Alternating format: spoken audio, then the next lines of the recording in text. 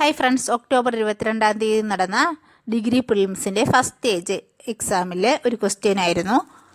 സാമ്പത്തിക അടിയന്തരാവസ്ഥയുടെ പ്രത്യാഘാതം അല്ലാത്തത് ഏത്? അപ്പം കുറച്ച് ഓപ്ഷൻസ് കൊടുത്തിട്ടുണ്ട്. അതിലേതാണ് സാമ്പത്തിക അടിയന്തരാവസ്ഥയുടെ പ്രത്യാഘാതം അല്ലാത്തത് എന്നാണ് ക്വസ്റ്റ്യൻ. അപ്പോൾ അല്ലാത്തത് അതിൽ ഓപ്ഷൻ ഡി ആയിരുന്നു. സംസ്ഥാനങ്ങളിലെ ധനകാര്യ മന്ത്രിമാരുടെ പോസ്റ്റുകൾ പിരിച്ചുവിടപ്പെടും. അപ്പം ബാക്കിയെല്ലാം കറക്റ്റാണ്. എന്തൊക്കെയാണെന്ന് നമുക്ക് നോക്കാം. കറക്റ്റ് ആയിട്ടുള്ള കാര്യങ്ങൾ: ശമ്പളത്തിലും മറ്റ് ആനുകൂല്യങ്ങളിലുമുള്ള കുറവ്, സാമ്പത്തിക ബില്ലുകൾ രാഷ്ട്രപതിയുടെ അനുമതിക്കായി മാറ്റിവെക്കപ്പെടും, ന്യായാധിപരുടെ ശമ്പളത്തിലുള്ള കുറവ്. ഇതൊക്കെയാണ് സാമ്പത്തിക അടിയന്തരാവസ്ഥയുടെ പ്രത്യാഘാതമായി വരുന്നത്. അപ്പം നമുക്ക് സാമ്പത്തിക അടിയന്തരാവസ്ഥ, അതിന് മുമ്പ് അടിയന്തരാവസ്ഥയെക്കുറിച്ച് നോക്കാം. അടിയന്തരാവസ്ഥ, എമർജൻസി എന്താണ്? ഇന്ത്യൻ ഭരണഘടനയുടെ ഏത് ഭാഗമാണ് അടിയന്തരാവസ്ഥയെക്കുറിച്ച് പ്രതിപാദിക്കുന്നത്? ഭാഗം 18 ഭാഗം 18. ഭാഗം 18 അടിയന്തരാവസ്ഥയെക്കുറിച്ചാണ് പ്രതിപാദിക്കുന്നത്. അടിയന്തരാവസ്ഥയെക്കുറിച്ച് പ്രതിപാദിക്കുന്ന അനുച്ഛേദങ്ങൾ 352 മുതൽ 360 വരെയാണ്. അനുച്ഛേദം 352 മുതൽ 360 വരെ. അടിയന്തരാവസ്ഥ എന്ന ആശയം ഇന്ത്യ കടമെടുത്തത് ഗവൺമെൻറ് ഓഫ് ഇന്ത്യ ആക്ട് 1935 നിന്നാണ്. അടിയന്തരാവസ്ഥ പ്രഖ്യാപിക്കുമ്പോൾ മൗലികാവകാശങ്ങൾ റദ്ദ് ചെയ്യപ്പെടുമെന്ന് ആശയം ഇന്ത്യ കടമെടുത്ത രാജ്യം ജർമ്മനി. ഇത്രയും അടിയന്തരാവസ്ഥയെക്കുറിച്ച് പ്രിലിമിനറി ആയിട്ട് അറിഞ്ഞിരിക്കേണ്ട കാര്യങ്ങളാണ്. ഇന്ത്യൻ ഭരണഘടനയുടെ ഏത് ഭാഗമാണ് അടിയന്തരാവസ്ഥയെക്കുറിച്ച് പ്രതിപാദിക്കുന്നതെന്ന് ചോദിച്ചാൽ ഭാഗം 18. അടിയന്തരാവസ്ഥയെക്കുറിച്ച് പ്രതിപാദിക്കുന്ന അനുച്ഛേദങ്ങൾ 352 മുതൽ 360 വരെ. അടിയന്തരാവസ്ഥ എന്ന ആശയം ഇന്ത്യ കടമെടുത്തിരിക്കുന്നത് ഗവൺമെൻറ് ഓഫ് ഇന്ത്യ ആക്ട് 1935. അടിയന്തരാവസ്ഥ പ്രഖ്യാപിക്കുമ്പോൾ മൗലികാവകാശങ്ങൾ റദ്ദ് ചെയ്യപ്പെടുമെന്ന ആശയം ഇന്ത്യ കടമെടുത്തത് ജർമ്മനി. ഇനി ഇന്ത്യൻ ഭരണഘടന പ്രകാരം എത്ര തരത്തിലുള്ള അടിയന്തരാവസ്ഥകളാണുള്ളതെന്ന് ചോദിച്ചാൽ 3 തരത്തിലാണ്. ദേശീയ അടിയന്തരാവസ്ഥ, നാഷണൽ എമർജൻസി, സംസ്ഥാന അടിയന്തരാവസ്ഥ, സ്റ്റേറ്റ് എമർജൻസി. മൂന്നാമത്തേതാണ് നമ്മുടെ ക്വസ്റ്റ്യൻ, സാമ്പത്തിക അടിയന്തരാവസ്ഥ, ഫിനാൻഷ്യൽ എമർജൻസി. അടിയന്തരാവസ്ഥ പ്രഖ്യാപിക്കാനുള്ള അധികാരം നിക്ഷിപ്തമായിരിക്കുന്നത് പ്രസിഡന്റിലാണ്. അടിയന്തരാവസ്ഥ പ്രഖ്യാപിക്കുമ്പോൾ സംഭവിക്കുന്ന രാഷ്ട്രീയ മാറ്റം കേന്ദ്രം ശക്തമാവുകയും സംസ്ഥാനങ്ങൾ പൂർണ്ണമായും കേന്ദ്രത്തിന് കീഴിലാവുകയും ചെയ്യും. ഒരു പ്രധാന മാറ്റമാണ് അടിയന്തരാവസ്ഥ പ്രഖ്യാപിക്കുമ്പോൾ സംഭവിക്കുന്ന രാഷ്ട്രീയ മാറ്റം. എന്താണെന്ന് ചോദിച്ചാൽ പൊളിറ്റിക്കലായിട്ടുള്ള എന്താണ് എഫക്റ്റ് എന്ന് ചോദിച്ചാൽ കേന്ദ്രം ശക്തമാവുകയും സംസ്ഥാനങ്ങൾ പൂർണ്ണമായും കേന്ദ്രത്തിന് കീഴിലാവുകയും ചെയ്യുന്നത് അടിയന്തരാവസ്ഥ കാലത്താണ്. അപ്പോൾ ദേശീയ അടിയന്തരാവസ്ഥയും സംസ്ഥാന അടിയന്തരാവസ്ഥയും നമുക്ക് വേറെ 2 ക്ലാസ്സുകളിൽ നോക്കാം. നമുക്ക് ഇപ്പോൾ നമ്മുടെ ക്വസ്റ്റ്യനായ സാമ്പത്തിക അടിയന്തരാവസ്ഥയെക്കുറിച്ച് കൂടുതൽ ഡീറ്റെയിൽ ആയിട്ട് നോക്കാം. സാമ്പത്തിക അടിയന്തരാവസ്ഥയെക്കുറിച്ച് പ്രതിപാദിക്കുന്ന അനുച്ഛേദം 360 352 മുതൽ 360 വരെ എന്ന് പറഞ്ഞില്ലേ, അതിൽ 360 സാമ്പത്തിക അടിയന്തരാവസ്ഥയെക്കുറിച്ച് പ്രതിപാദിക്കുന്നത്. സാമ്പത്തിക അടിയന്തരാവസ്ഥ പ്രഖ്യാപിക്കാനുള്ള അധികാരം പ്രസിഡന്റിനാണ്. എന്തെല്ലാം കാരണങ്ങൾ കൊണ്ടാണ് സാമ്പത്തിക അടിയന്തരാവസ്ഥ പ്രസിഡന്റ് പ്രഖ്യാപിക്കുന്നത്? സാമ്പത്തിക സ്ഥിരതയില്ലായ്മ, പൊതുകടം വർദ്ധിക്കുമ്പോൾ. ഇതൊക്കെയാണ് പ്രസിഡന്റ് സാമ്പത്തിക അടിയന്തരാവസ്ഥ പ്രഖ്യാപിക്കാനുള്ള കാരണങ്ങൾ. സാമ്പത്തിക അടിയന്തരാവസ്ഥ പ്രസിഡന്റ് പ്രഖ്യാപിച്ചാൽ പാർലമെന്റ് എത്ര നാൾക്കകം അംഗീകാരം നൽകണം? 2 മാസത്തിനകം. സാമ്പത്തിക അടിയന്തരാവസ്ഥ പ്രസിഡന്റ് പ്രഖ്യാപിച്ചാൽ പാർലമെന്റ് 2 മാസത്തിനകം എന്ത് ചെയ്യണം? അംഗീകാരം നൽകണം. ഏത് ഭൂരിപക്ഷത്തിലാണ് പാർലമെന്റ് സാമ്പത്തിക അടിയന്തരാവസ്ഥയുടെ പ്രമേയം പാസ്സാക്കേണ്ടത്? കേവല ഭൂരിപക്ഷത്തിലാണ് പാർലമെന്റ് സാമ്പത്തിക അടിയന്തരാവസ്ഥയുടെ പ്രമേയം പാസ്സാക്കേണ്ടത്. സാമ്പത്തിക അടിയന്തരാവസ്ഥ അനിശ്ചിതകാലത്തേക്ക് തുടരാവുന്നതാണ്. സാമ്പത്തിക അടിയന്തരാവസ്ഥ മറ്റ് അടിയന്തരാവസ്ഥകളെ പോലെ 6 മാസം കൂടുമ്പോഴുള്ള പാർലമെൻറ്റ് അംഗീകാരം ആവശ്യമില്ല. അപ്പോൾ മറ്റ് അടിയന്തരാവസ്ഥകൾക്ക് എന്താ വേണം? അത് നമ്മൾ പഠിക്കുമ്പോൾ അവിടെ പറയും എന്ത് വേണം? 6 മാസം കൂടുമ്പോഴുള്ള പാർലമെൻറ്റ് അംഗീകാരം വേണം. പക്ഷേ സാമ്പത്തിക അടിയന്തരാവസ്ഥയ്ക്ക് അത് ആവശ്യമില്ല. പാർലമെൻറ്റ് അംഗീകാരം ആവശ്യമില്ല. 6 മാസം കൂടുമ്പോഴുള്ള പാർലമെൻറ്റ് അംഗീകാരം ആവശ്യമില്ല. സാമ്പത്തിക അടിയന്തരാവസ്ഥ പിൻവലിക്കാനുള്ള അധികാരം ആർക്കാണ്? പ്രസിഡന്റിനാണ്. ഇന്ത്യയിൽ ഇതുവരെയും പ്രഖ്യാപിക്കപ്പെടാത്ത അടിയന്തരാവസ്ഥയാണ് സാമ്പത്തിക അടിയന്തരാവസ്ഥ. സുപ്രീം കോടതിയിലെയും ഹൈക്കോടതിയിലെയും ജഡ്ജിമാർ ഉൾപ്പെടെ ഉള്ളവർ ശമ്പളം കുറയ്ക്കുന്ന സാഹചര്യമാണ് സാമ്പത്തിക അടിയന്തരാവസ്ഥ. അത് നമ്മുടെ ഓപ്ഷനിലുണ്ടായിരുന്നു അല്ലേ? ഒരു ഓപ്ഷൻ അതായിരുന്നു. എന്താണ്?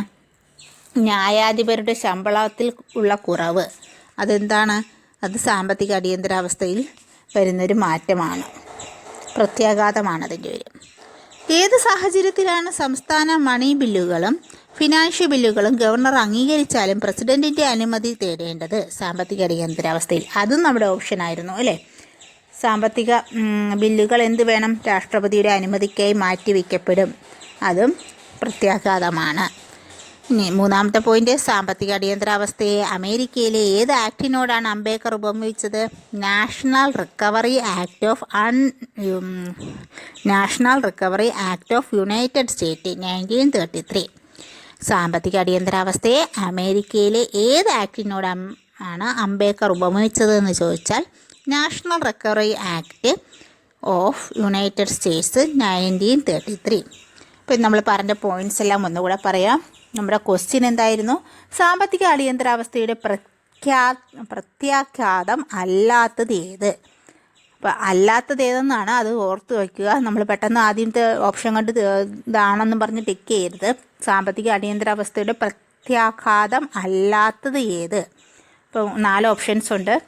ഫസ്റ്റ് ഓപ്ഷൻ ശമ്പളത്തിലും മറ്റ് ആനുകൂല്യങ്ങളിലുമുള്ള കുറവ്. സെക്കൻഡ് ഓപ്ഷൻ സാമ്പത്തിക ബില്ലുകൾ രാഷ്ട്രപതിയുടെ അനുമതിക്കായി മാറ്റിവെക്കപ്പെടും.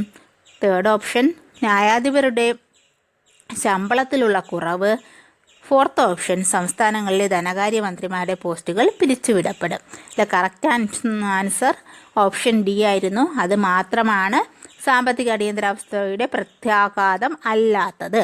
ബാക്കി 3 ശമ്പളത്തിലും മറ്റ് ആനുകൂല്യങ്ങളിലുള്ള കുറവും സാമ്പത്തിക ബില്ലുകൾ രാഷ്ട്രപതിയുടെ അനുമതിക്കായി മാറ്റിവെക്കപ്പെടുമെന്നതും ന്യായാധിപരുടെ ശമ്പളത്തിലുള്ള കുറവും, ഇത് 3 എന്താണ്? സാമ്പത്തിക അടിയന്തരാവസ്ഥയുടെ പ്രത്യാഘാതമാണ്. ഇനി നമ്മൾ പറഞ്ഞത് എന്താണ്? അടിയന്തരാവസ്ഥയെക്കുറിച്ച് ജനറലായിട്ടുള്ള കാര്യങ്ങൾ പറഞ്ഞു.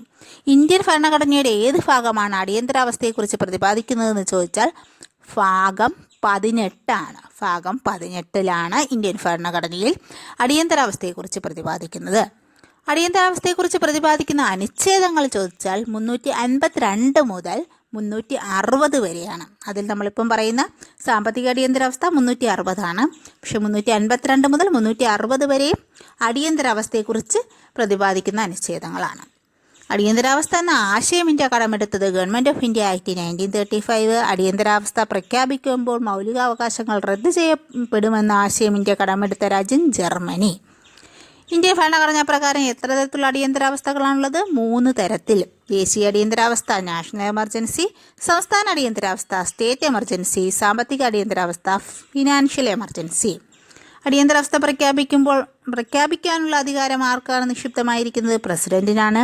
അടിയന്തരാവസ്ഥ പ്രഖ്യാപിക്കുമ്പോൾ സംഭവിക്കുന്ന രാഷ്ട്രീയ മാറ്റം കേന്ദ്രം ശക്തമാവുകയും സംസ്ഥാനങ്ങൾ പൂർണ്ണമായും കേന്ദ്രത്തിന് കീഴിലാവുകയും ചെയ്യും. ഇന്ന് നമ്മൾ 3 തരത്തിലുള്ള അടിയന്തരാവസ്ഥയെ നമ്മുടെ ക്വസ്റ്റ്യൻ സാമ്പത്തിക അടിയന്തരാവസ്ഥ ആയതുകൊണ്ട് തന്നെ നമ്മൾ അതിനെക്കുറിച്ചാണ് പറഞ്ഞത്. മറ്റ് 2 അടിയന്തരാവസ്ഥകളെക്കുറിച്ചൊക്കെ നമുക്ക് ക്ലാസ് ചെയ്യാം. സാമ്പത്തിക അടിയന്തരാവസ്ഥയെക്കുറിച്ച് പ്രതിപാദിക്കുന്ന അനുച്ഛേദം 360 360 സാമ്പത്തിക അടിയന്തരാവസ്ഥയെക്കുറിച്ച് പ്രതിപാദിക്കുന്ന അനുച്ഛേദമാണ്. സാമ്പത്തിക അടിയന്തരാവസ്ഥ പ്രഖ്യാപിക്കാനുള്ള അധികാരമുള്ളത് പ്രസിഡന്റിനാണ്. എന്തെല്ലാം കാരണങ്ങൾ കൊണ്ട് സാമ്പത്തിക അടിയന്തരാവസ്ഥ പ്രസിഡന്റ് പ്രഖ്യാപിക്കുന്നതെന്ന് ചോദിച്ചാൽ സാമ്പത്തിക സ്ഥിരതയില്ലായ്മ, പൊതുകടം വർദ്ധിക്കുമ്പോൾ.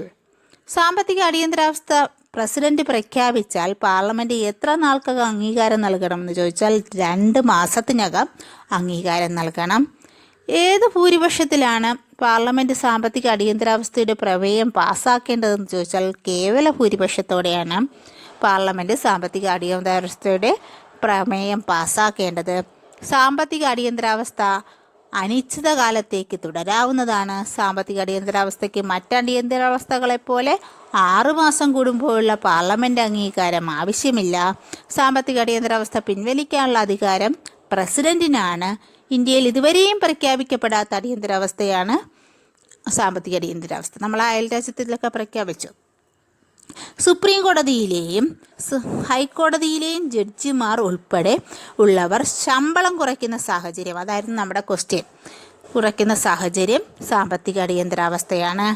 ഏത് സാഹചര്യത്തിലാണ് സംസ്ഥാനം മണി ബില്ലുകളും ഫിനാൻഷ്യൽ ബില്ലുകളും ഗവർണർ അംഗീകരിച്ചാലും പ്രസിഡന്റിൻ്റെ അനുമതി തേടേണ്ടതും അത് നമ്മുടെ ഓപ്ഷനായിരുന്നു. അത് സാമ്പത്തിക അടിയന്തരാവസ്ഥയാണ്.